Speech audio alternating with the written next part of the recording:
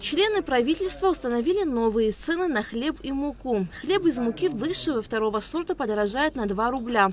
Теперь 1 килограмм хлеба из муки высшего сорта будет стоить не более 50 рублей, а 0,6 килограммов не более 30 рублей. 1 килограмм хлеба из муки второго сорта 47 рублей, а 0,6 килограмм 28. Согласно постановлению, если цены на сырье при производстве хлеба изменятся более чем на 10%, то Госстандарт вправе применять повышающий коэффициент. С учетом текущей ситуации, с учетом того, что гильдия пекарей Абхазии также обратилась в Народное собрание парламента Республики Абхазия с данным вопросом, было соответствующее заседание комитета проведено профильное, на котором мы тоже, в работе которого мы принимали участие, провели достаточно предметное обсуждение данного подхода и, соответственно, рекомендуем на данном этапе пока все-таки пойти на изменение цен на хлеб. Повышение предусматривается в размере 2 рубля на хлеб из муки высшего сорта и хлеб из муки второго сорта. Кабмин внес изменения в ведомственную целевую программу развития сельского хозяйства на 2023 год. В программу включили расходы на приобретение реагентов для нужд Республиканской ветеринарной лаборатории в сумме 840 тысяч рублей. Реагенты необходимы для проведения анализов меда и медовой продукции. Правительство установило временные ставки вывозных таможенных пошлин и экспортных цен на лом черных металлов, предусматривающие снижение ставки таможенной пошлины на $10. И теперь таможенная пошлина составляет $30 на срок до 1 сентября. Решением правительства семьям добровольцев из Абхазии Эдуарда Шакая и Олега Бебия, погибших в ходе специальной военной операции на Донбассе, выплатят единовременные социальные пособия по 1 миллиону рублей. Члены правительства внесли изменения в постановление об утверждении дисциплинарного устава органов внутренних дел, согласно которому дисциплинарное взыскание должно назначаться до истечения 10 дней со дня, когда начальнику стало известно о проступке. Кабмин включил здание и сооружение имущественного комплекса в Сухуми по улице Бейго, 16 в перечень объектов, подлежащих приватизации и утверждению условий его приватизации. Как сообщил председатель Госкомитета по управлению государственным имуществом и приватизации Беслан Кубрава, с 2020 года решением Кабмина приватизировано 15 объектов республиканского значения. Это 5 объектов в год, получается в среднем по статистике. Для сравнения могу сказать, что с 2014 по 2020 год было приватизировано 54 объекта. Вопросы приватизации у нас не проходят, уважаемые коллеги, так вот обратились, и в течение 2-3 недель вопрос так не рассматривается, месяцами изучается, выносим на заседание, и результаты такие. Из 15 объектов 5 можно считать имеющие определенное значение, крупные. Допустим, как санатория «Кавказ» в Гагре, значит, Новоафонская, значит, Абхазия, вот, в Гудауте, что было приватизировано тоже так называемое рыболовецкое хозяйство, а все остальные объекты из 15, Александр Владимирович, уважаемые коллеги, это строение помещения под жилым домом, какой-то там ангар, ну, незначительные, там 200-300 квадратных метров. Вот такая статистика, чтобы было понятно для общего понимания. Распоряжением правительства вдова репатрианта Казбека Биджева, погибшего в ходе боевых действий в ЛНР, освобождается от уплаты стоимости жилья при передаче ей в частную собственность из Государственного жилищного фонда.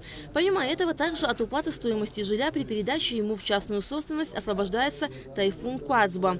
Кабинет министров утвердил индикативный план социально-экономического развития Абхазии на 2024 год. Документ представила вице-премьер, министр экономики Кристина Гозган. Совокупный объем производства товаров, работ и услуг спрогнозирован в сумме 150 миллиардов, в том числе в сельском хозяйстве 11 миллиардов, внешнеэкономическая деятельность 46,3 миллиарда рублей. Рост по отношению к фактическим показателям 2022 года составил 34% и к плановым показателям 2023 года 18%.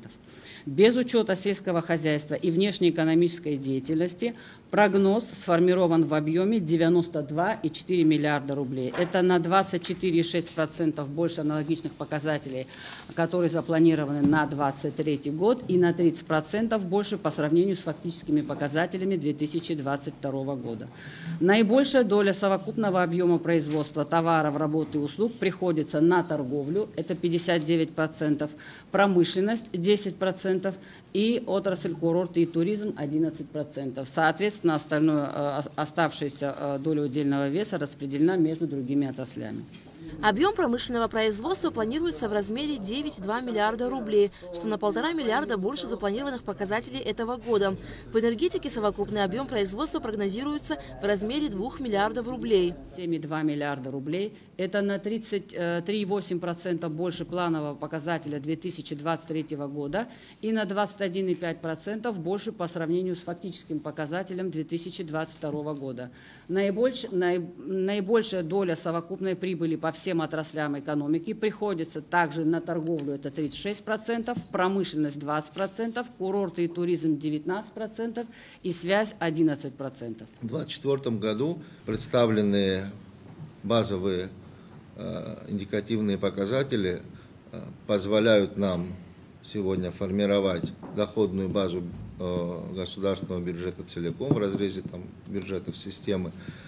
Но, наверное, самое важное в этом смысле, что мы будем опираться в том числе и на фактические показатели исполнения. То есть те администраторы доходов, которые обусловлены, это, соответственно, Министерство по налогам и сборам, Государственный таможенный комитет.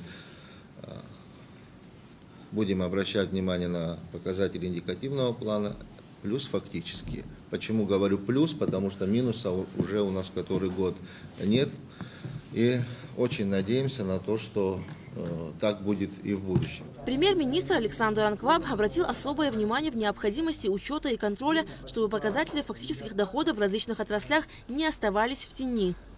При подготовке бюджета внимательно посмотрите цифры. У нас есть реально заниженные цифры. Верните их туда, куда положено. Тогда и бюджет будет другой, и доходы будут другие. Никто не говорит, уменьшите наши расходы. Кто-нибудь говорит, Владимир Валерьевич? Нет, мы только наращиваем Назовите дефицит. мне одно ведомство, которое требует уменьшить расходы. Доходы, вот этим надо заниматься.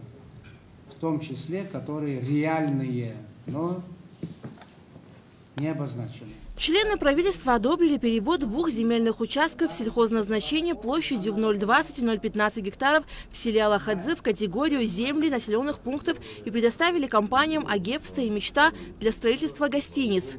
Альга Трапшти, Мургугохи, Абхазское телевидение.